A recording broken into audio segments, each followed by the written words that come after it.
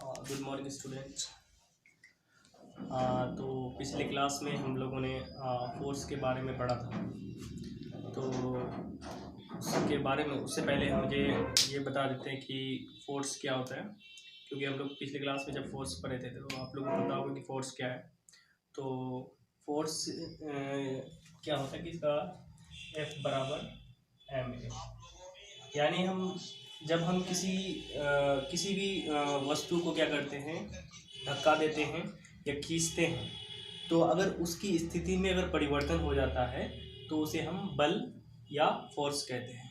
यही पढ़ा था पिछले क्लास में हम लोगों ने कि मतलब किसी भी वस्तु को हम क्या करते हैं, अगर धक्का देते हैं तो वो अगर स्थिर है तो वो क्या करता है, मतलब आगे की तरफ अगर मतलब उस पर गति आ जाता हो, या फिर गति में है तो हम धक्का देते हैं तो वो और तेज हो जाता हो, या फिर हम किसी चीज़ को खींचते हैं तो वो स्थिर में रहती है और उसको जब खींचते हैं तो वो फिर वहाँ से फिर वो गति में आ जाता है। तो हम जब किसी वस्तु को, स्थिर वस्तु को क्या करते हैं, धक्का देते हैं या खींचते हैं, अगर उसकी स्थिति में परिवर्तन हो जाता है तो उसको हम क्या कहते हैं, बल कहते हैं या फोर्स कहते हैं। और इसका फॉर्मूला क्या बताया था मैंने, F बराबर ma, यानी जो भी वस्तु है जिसको आप धक्का दे रहे हैं, ठीक है, उसका कोई मार्क्स तो होगा ना, ठीक है, तो उसका मार्क्स कुछ होगा, कुछ एक्सीलरेशन आएगा। जब एक्सीलरेशन 0 हो जाएगा, मतलब आप धक्का दे रहे हैं किसी चीज़ को, अगर वो मतलब उसके अंदर अगर धक्का दे रहे हैं, उसकी गति नहीं आ रहा है, उसके एक्सीलरेट नहीं हो रहा है, तो वो आपका फोर्स वहाँ पे 0 हो जाएगा साइंस के हिसाब से। कि आप एक दीवार को धक्का दे रहे हैं और धक्का देने के बाद आपका क्या हो जाता है कि आपका वो वहीं पे रुका हुआ रह जाता है दीवार, तो वो कोई फोर्सेस नहीं, वो 0 हो जाता है। तो और इसका यूनिट जो था वो क्या था, किलोग्राम मास के लिए, और एक्सीलरेशन के मीटर पर सेकेंड स्क्वायर था। इसी को हम लोग न्यूटन कहते हैं, ठीक है। तो इसका ऐसा यूनिट न्यूटन मानते हैं, ठीक है। चाहे तो ये MKS कीजिए, ये भी आपका ऐसा यूनिट में आता है, यानी MKS में आता है, और ये भी आता है, ये दोनों SI यूनिट में आ जाता है, लेकिन हम लोग न्यूटन इसको SI में मानते हैं। अच्छा हाँ, तो इसमें यस छोड़ गया था, सॉरी, एक्सीलरेशन के लिए मीटर पर सेकेंड स्क्वायर होता है, ठीक है। तो ये हो गया हमारा कि इसका SI यूनिट क्या हो गया, न्यूटन हो गया। तो यहाँ तक ये पिछले क्लास टाइप्स ऑफ फोर्सेस पढ़ेंगे। देखिए टाइप्स ऑफ फोर्सेस में क्या है, इसको मेनली हम दो जगह कैटेगरी करते हैं, क्योंकि फोर्स का जो टाइप्स है वो बहुत सारे होते हैं, लेकिन उसमें हम दो जगह इनको करेंगे, दो पार्ट में डिवाइड करेंगे। एक आपका कॉन्ट्रैक्ट होगा, यानी कॉन्टैक्ट में हो रहा है, और दूसरा नॉन कॉन्टैक्ट में, यानी कि कॉन्टैक्ट जब हम फोर्स लगा रहे हैं तो कॉन्टैक्ट कर रहे हैं ना। जब हम किसी गाड़ी को धकेल रहे हैं या फिर किसी चीज़ को भी धकेल रहे हैं, या चेयर लेके आ रहे हैं, या फिर हम कोई बोझ उठा रहे हैं, कोई भी चीज़ अगर लेके आ रहे हैं, तो उसमें क्या कर रहे हैं हम, क्या कॉन्ट्रैक्ट के होते हैं। लेकिन कुछ ऐसे फोर्सेस हैं जो मतलब हम कांटेक्ट में नहीं करते, मतलब संपर्क में नहीं रहते हैं, यानी एक संपर्क में, दूसरा और संपर्क, यानी संपर्क में नहीं आते हैं। तो अगर हम कांटेक्ट की बात करेंगे, जिसमें हम कांटेक्ट के हिसाब से अगर बात करें, तो ये एक है तो आपका मस्कुलर फोर्सेस में, और दूसरा फ्रिक्शनल फोर्सेस। यानी मस्कुलर फोर्सेस क्या है आपका कि मांसपेशी के द्वारा जो फोर्सेस लगाते हैं आप, जैसे यानी मांसपेशी के द्वारा आप मतलब कोई भी काम करते हैं, दिन भर में बहुत सारे काम करते हैं, तो आप मांसपेशी की हेल्प से करते हैं, तो वो जो बल लगा के आप जो भी काम करते हैं वो आपका मस्कुलर फोर्सेस में आएगा। फ्रिक्शनल फोर्सेस मतलब क्या है कि फ्रिक्शनल फोर्सेस, आप अगर चल रहे हैं, आप अगर लिख रहे हैं, तो बिना फ्रिक्शन का आप लिख नहीं सकते।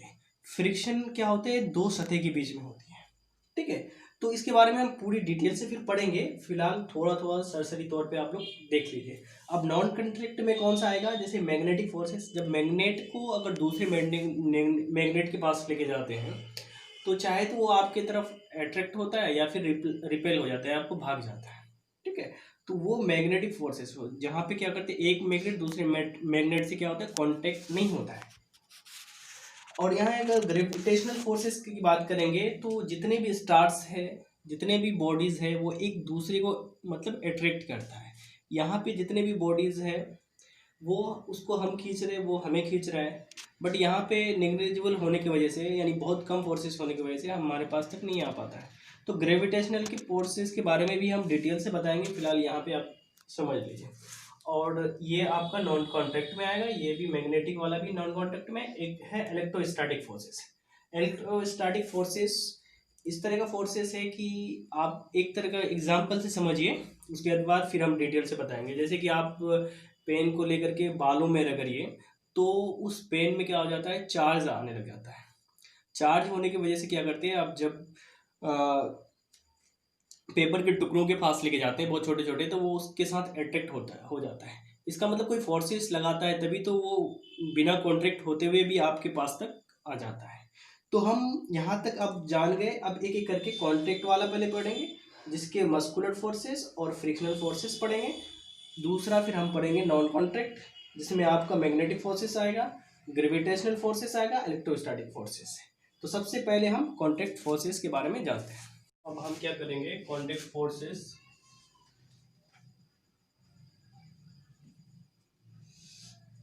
कॉन्टैक्ट फोर्स के बारे में हम जानते हैं, ठीक है। फोर्स का एक टाइप है कॉन्टैक्ट फोर्स और दूसरा नॉन कॉन्टैक्ट फोर्स। यानी कॉन्टैक्ट फोर्स को हम संपर्क बल बोलते हैं, जिसमें संपर्क होता है एक सतह का दूसरे सतह से, संपर्क होकर तब जाके होता है। मस्कुलर फोर्स उसी का एक टाइप है, ठीक है। तो मस्कुलर फोर्सेस क्या है, ऐसे बल जिसको हम अपने मांसपेशियों द्वारा बल लगा कर काम करते हैं।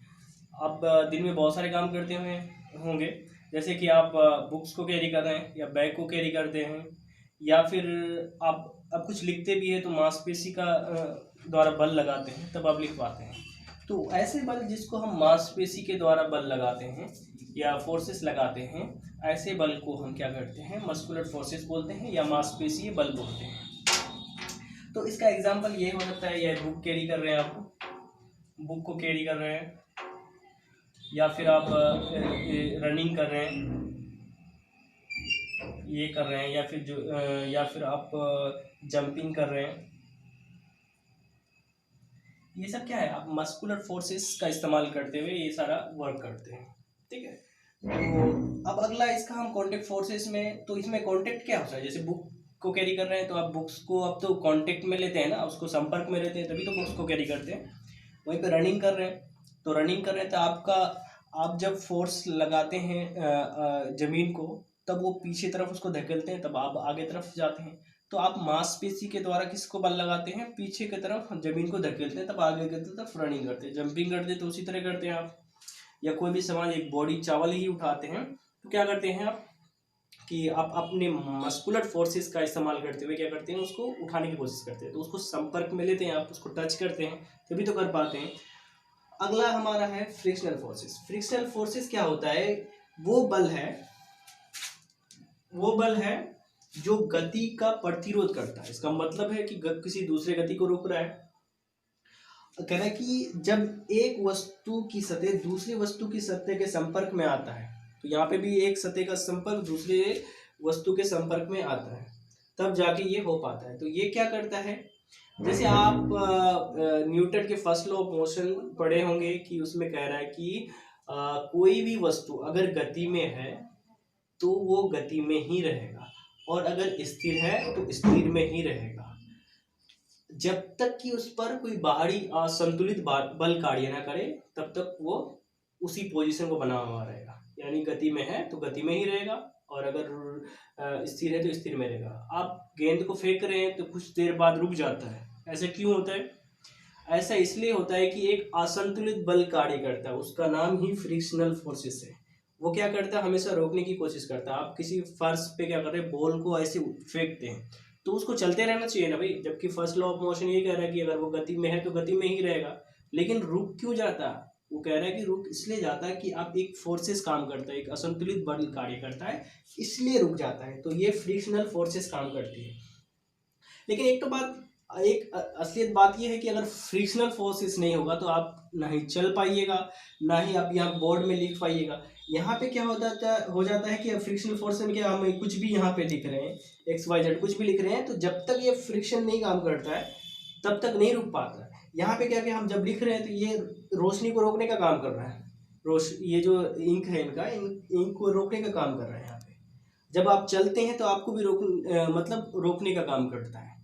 आप कोई भी अगर चीज़ें अगर चलती रह जाएगी तो बताइए उसको ब्रेक कैसे लगेगा? तो ब्रेक तो काम ही नहीं कर पाएगा। तो फ्रिक्शनल फोर्सेस क्या करता है, ये गति का एक प्रतिरोधक काम करता है, मतलब इसको रोकने का काम करता है।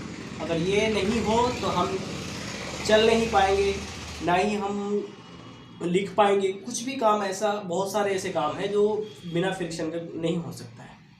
तो आप, आई होप कि आपको समझ में आया होगा कि फ्रिक्शनल फोर्सेस क्या है। इसको ऐसे रिलेट कर सकते हैं कि न्यूटन के फर्स्ट लॉ ऑफ मोशन से ये बताते हैं कि कोई भी वस्तु अगर गति में है तो गति में ही रहेगा, अगर वो रुकी हुई है तो रुकी हुई रहेगी, जब तक कि उसको बाहरी असंतुलित बल कार्य नहीं करे। इसका मतलब असंतुलित बल वही बल है जो फ्रिक्शनल फोर्सेस है, वही काम करता है, वही रोकने का काम करता है। ये दो सरफेसेस के बीच में होता है। आप हाथ को ऐसे मलते हैं तो क्या हो जाता है, आपका हाथ गर्म हो जाता है, इसका मतलब है फ्रिक्शनल फोर्सेस काम कर रहा है। एक हाथ को जब आगे कर रहे हैं तो दूसरा जो सरफेस है वो रोकने की काम करता है। तो थैंक यू सो मच, आपको समझ में आया होगा।